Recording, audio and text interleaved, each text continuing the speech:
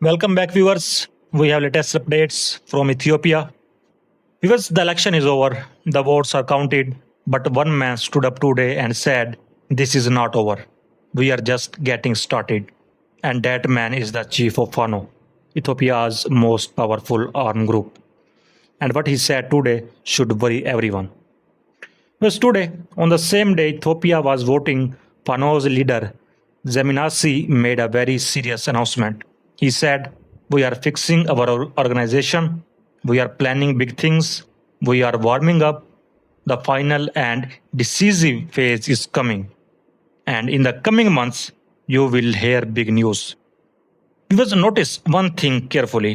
He said, coming months, not coming days. This means Fano is not finished. They are not broken. They are reorganizing, rearming, and preparing for something much bigger after this election. And their goal is very clear: remove Abiy Ahmed's government. And now that Abiy has won another term, Fano says the real fight has just begun. Because many people are asking, did Fano and Oromo Liberation Army fail today? On the surface, yes. This election board confirmed that out of 50,188 polling stations across Ethiopia, only 143 could not open due to security problems, and 695 stations opened late. That sounds bad. But think about this. Just one city, Desi, has 110 polling stations alone. So, across the entire country of 130 million people, only the equivalent of one small district was truly disrupted. Fano promised to shut down the entire election in Amara. They could not do it. OLA promised to shut down all of Romia. They could not do it either. But here is the important thing. Fano is not calling this a defeat. They are calling it a warm up. And we have proof of just how serious Fano is. Before election day, Fano released an official written order to the people of Amara. The message was very direct. They told people, do not go to the polling stations. This election is fake drama. Government workers, stay home, do not answer calls. Cadres forcing people to vote. We are writing down your names, every single one of you. And at the end of the message, Fano wrote these words: "We will take double revenge. The sons of kings are coming." Because this is not the language of a group that has given up. This is the language of a group preparing for war. And on the same day, the Romania Liberation Army also issued a statement.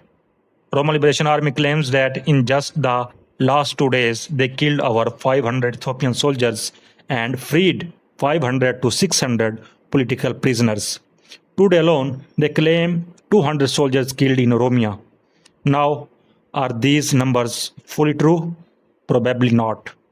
Both sides, the government and the armed groups, always make their wins sound bigger and hide their real losses. But the message is clear: OLA is still fighting every single day. Because now here is something very interesting. Even the president of Ethiopia said something honest today after casting his vote. He admitted, yes, our election standards are below Western standards. He called it a step in the right direction.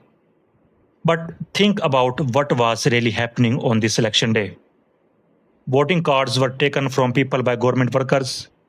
Government cadres were filling ballot boxes themselves. People voted because they were threatened with losing jobs and food.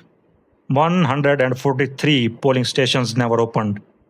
Genuine opposition parties were completely shut out. Is that really a step in the right direction? Or is it just the same old story, dressed up in new clothes? Viewers, so here is where Ethiopia stand tonight. This election happened.